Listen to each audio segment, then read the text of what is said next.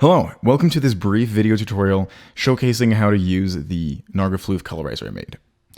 Now, I need you to do two things before we even start colorizing. First of all, make sure your version of Blender is the right one. Since this is using the Eevee rendering engine, you cannot use a version of Blender earlier than 2.80.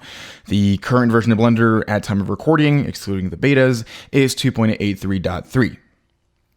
Now, second thing is I need you to, well, set the three preview windows to rendered mode.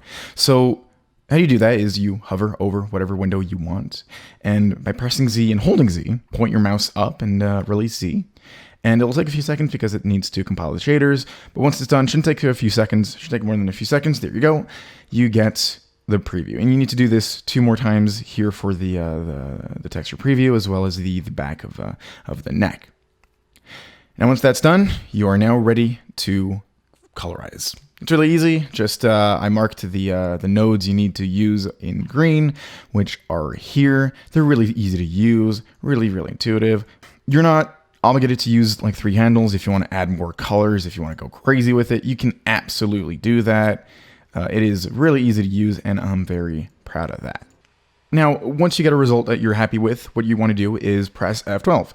Now, this will open a new window, and it'll take a few seconds, and it will render a full, 4K texture for you to use to put back into your project file in Unity.